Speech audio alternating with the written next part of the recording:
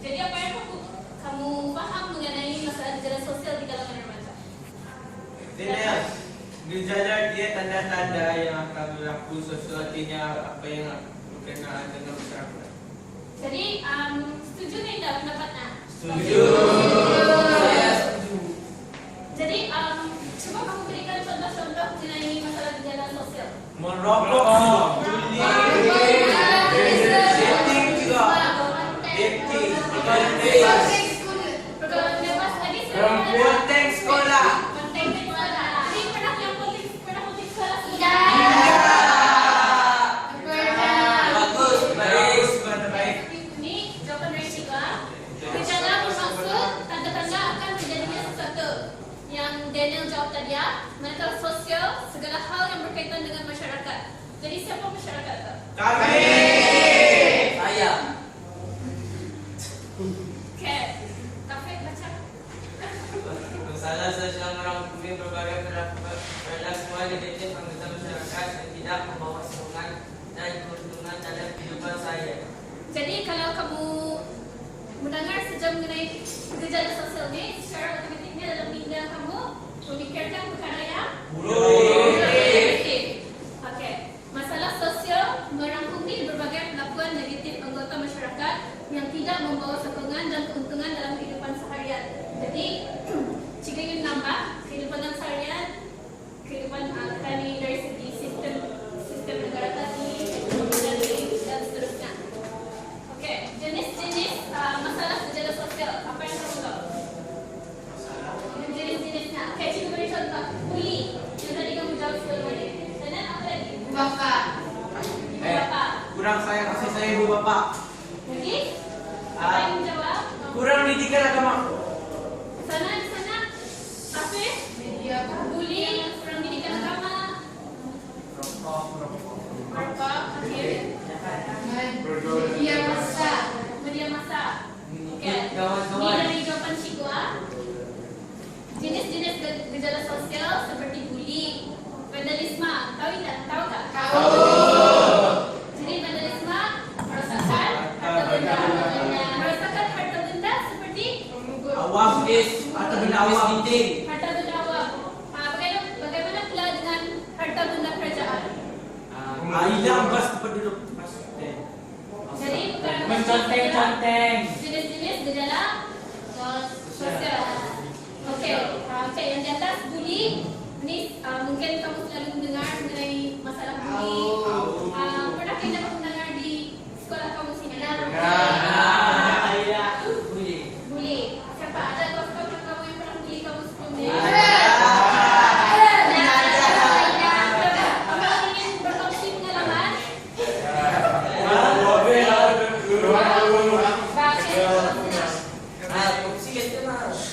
Oke, merokok. Jadi merokok pun masuk di dalam jenis-jenis. Apa yang kamu dapat lihat dari gambar yang Cigo lihatkan? Ya kena denda. Ada denda. Jadi mana denda cuma Batang-batang. Terus siapa tuh di dalam tuh?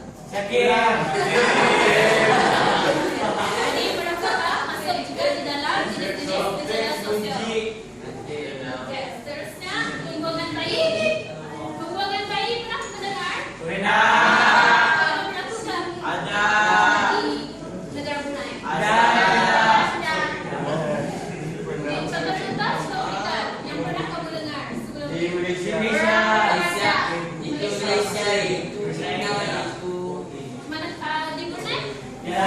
Ada. Mencuri? Ada yang ingin berkongsi pengalaman pernah kena curi? Motor kami dulu ada curi juga pakai motor rider. saya titik. Uji? Ingin Oke, jadi kamu pahamkan pembuangan bayi, mencuri termasuk di dalam jenis. Gejala sosial. Oke, seterusnya menagih dada. Iya. Menagih dada pun selalu kamu dengar di negara-negara lain, juga di negara Brunei. Manakala kamu di sekolah pun juga selalu kamu dengar. Yes. Pernah tidak kamu dengar di sekolah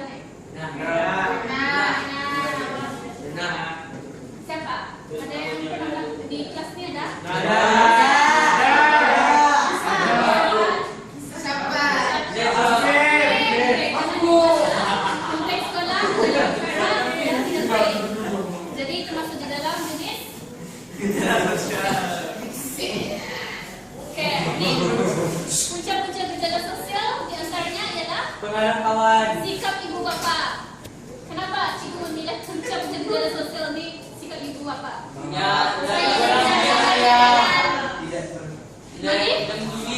Kenapa sikap ibu bapa menjadi punca gejala sosial? Sikap ibu bapa. Kurang kasih sayang. Kurang kasih sayang. Lagi? Dia membagi masa sepenuhnya untuk anaknya, macam dia always busy dengan kerjanya. Terlalu sibuk dengan kerja. Setuju dan setuju tak? Setuju. Okey. Nabil? Ingin tambah?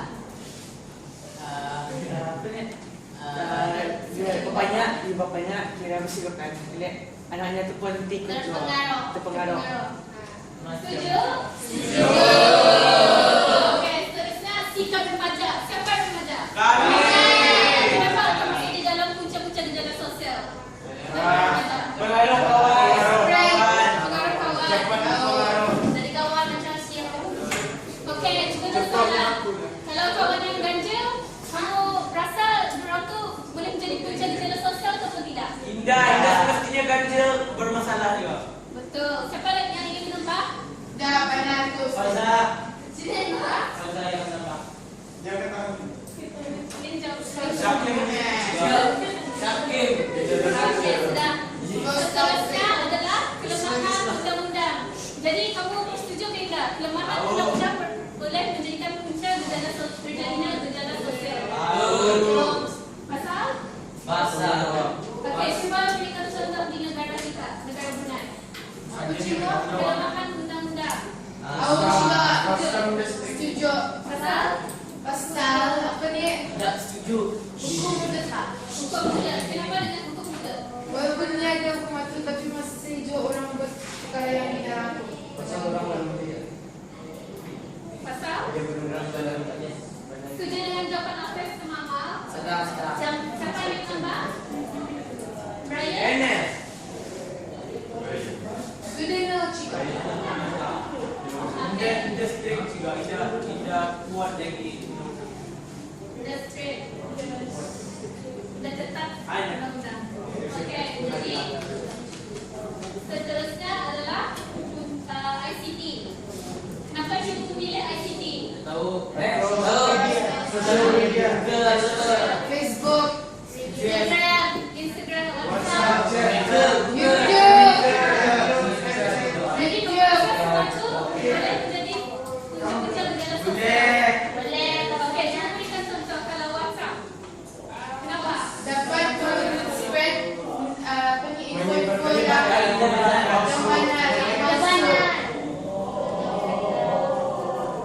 Okey. Kemudian WhatsApp? Kenapa? Dia boleh ikut. Kemudian WhatsApp. Okey. Television. Iklan-iklan. Okey, contoh iklan-iklan yang tidak baik seperti Berikan perang. Perang rambut negara. rambut perang. Okey, jadi kamu setuju tak tidak?